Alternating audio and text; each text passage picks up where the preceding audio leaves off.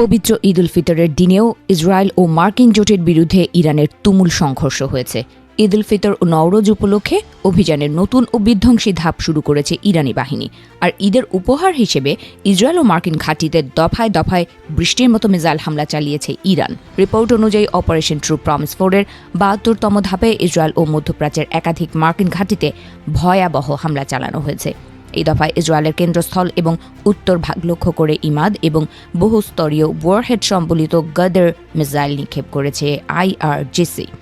এই হামলায় মার্কিন নৌবাহিনীর ৫ম ফ্লিটকেও লক্ষ্যবস্তু করা হয়েছে। এই অভিযানের প্রথম মিসাইলটি আরব যুবকদের উদ্দেশ্যে একটি আবেগঘন বার্তা ছিল। তা হলো, হে আরব যুবক, তারা তোমাদেরও আয়ত্ত করতে চায়, কিন্তু আমরা তোমাদের রক্ষা করছি। এর আগে ২০ মার্চ পারস্য নববর্ষের দিনে ইসরায়েলের রাজধানী তেল আবিব এবং রিশন লেজিয়ান এলাকায় মিসাইল এবং ড্রোন দিয়ে হামলা চালিয়েছে IRGC। এছাড়া কুয়েতের আলী আল সালেম, সৌদি আরবের আল খার্জ এবং ইরাকের ভিক্টরি মার্কিন ঘাঁটিতে ড্রোন ও ভারী মিসাইল দিয়ে বিধ্বংসী পরিচালনা করা হয়েছে। মূলত যুদ্ধের ৩ সপ্তাহের নিবিড় পর্যবেক্ষণের পর ইসরায়েল ও মার্কিন ঘাঁটিগুলোর বাস্তব চিত্র পর্যালোচনা করে এই ধাপে সম্পূর্ণ নতুন রণকৌশল ও উন্নত সমরাস্ত্র ব্যবহার করেছে ইরান। এর আগে শুক্রবার রাতে পরিচালিত ৭০তম ঢেউয়ে একযোগে ৫৫টি স্থানে আঘাত হেনেছে ইরান। এর মধ্যে আল দফরা, এরবিল এবং আল খার্জের মতো ৫টি প্রধান মার্কিন সামরিক ঘাঁটি ছিল।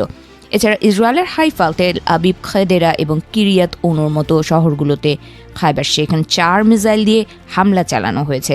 এসব হামলায় শত্রুপক্ষের প্রতিরক্ষা ব্যবস্থাকে পুরোপুরি ওলটপালট করে দেওয়ার দাবি করেছে ইরানি বাহিনী। এই হামলাগুলোকে ইরানি জনগণের জন্য বরকতময় ঈদের উপহার হিসেবে বর্ণনা করেছে ইরান। দখলদার ইসরায়েলকে সতর্ক করে ইরানি বাহিনী বলছে, আমরা তোমাদের শান্তিতে থাকতে দেব না। বিমান হামলার সাইরেনের শব্দ তোমাদের তাড়া করে ফিরবে এবং তোমরা দুর্দশার মধ্যে পড়বে। এদিকে যুদ্ধের এ পর্যায়ে বন্ধু হয়ে ইরানের পাশে থাকার বার্তা দিয়েছেন রুশ প্রেসিডেন্ট ভ্লাদিমির পুতিন। শনিবার ক্রেমলিনের এক বিবৃতিতে বলা হয়, ভ্লাদিমির পুতিন ইরানের জনগণকে এই কঠিন পরীক্ষা অতিক্রম করার জন্য শক্তি কামনা করেছেন। তিনি বলেছেন, এই কঠিন সময়ে মস্কো তেহরানের বিশ্বস্ত বন্ধু এবং নির্ভরযোগ্য অংশীদার হিসেবে পাশে আছে। দীর্ঘদিন ধরে ইরানি মিত্র হিসেবে নিজেদের অবস্থান প্রকাশ করেছে রাশিয়া। গত ২৮ ফেব্রুয়ারি থেকে ইরানের ওপর শুরু হওয়া যুক্তরাষ্ট্র ইসরায়েলের হামলার নিন্দা জানিয়েছে দেশটি। গত বুধবার ইসরায়েলি বিমান হামলায় ইরানের নিরাপত্তা প্রধান আলী লারিজানির নিহত হওয়ারও নিন্দা জানিয়েছে রাশিয়া। অন্যদিকে যুদ্ধের ৩ সপ্তাহ পেরিয়ে যাওয়ার পর রাশিয়ার পক্ষ থেকে ইরানের পাশে থাকার ঘোষণাকে গুরুত্বপূর্ণ বার্তা হিসেবে দেখছেন বিশেষজ্ঞরা। ইরানকে রাশিয়া এবার সরাসরি যুদ্ধের রসদ সরবরাহ করে পাশে দাঁড়াতে পারে বলে মনে করছেন তারা।